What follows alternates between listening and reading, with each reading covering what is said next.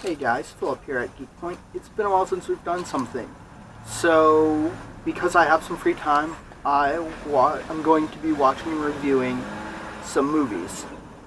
Starting with one that I expected to really suck. Mazes and Monsters came out in 1982.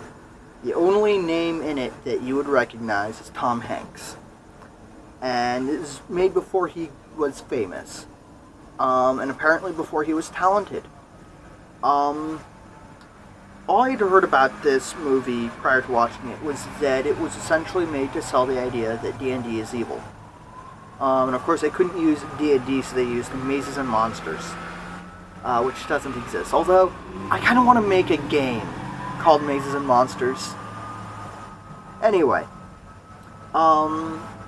I had this preconceived notion that it was going to suck based on the fact that it was made to sell that D&D is evil, and I occasionally play D&D.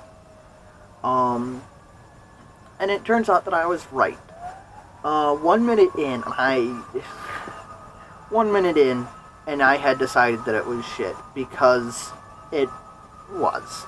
And 1 minute in, and they've made it obvious that they're selling that fantasy role-playing games are evil.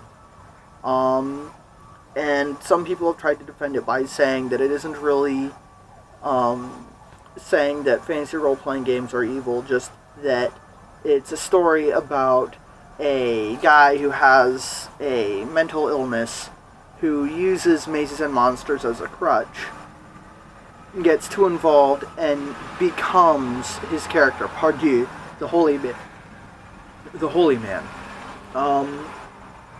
And I don't think that that's an accurate description of the movie, because there is no real signs that that's what they're trying to do.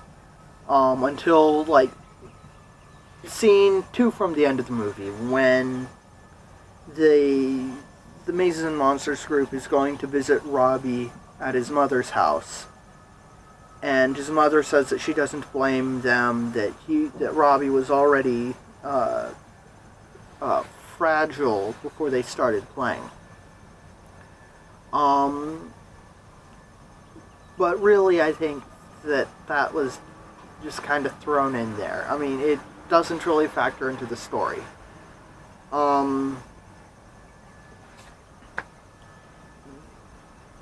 There are two things about this movie that I actually like.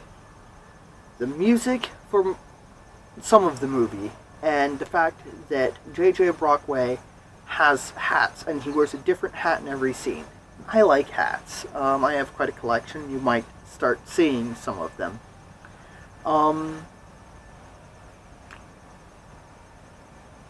But among other things, the acting is terrible.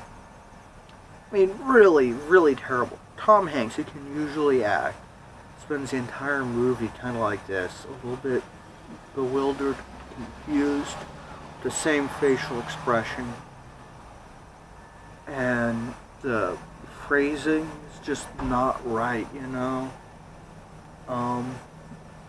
And, I mean, all that can be linked back to the director if you feel that that'll help, but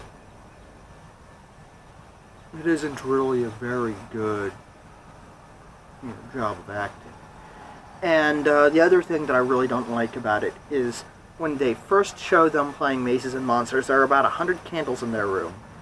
And they take it very seriously when they're reading, like, from a script. Detailing their roles. And it makes it look like, some kind of cult ritual. Which it isn't, by the way.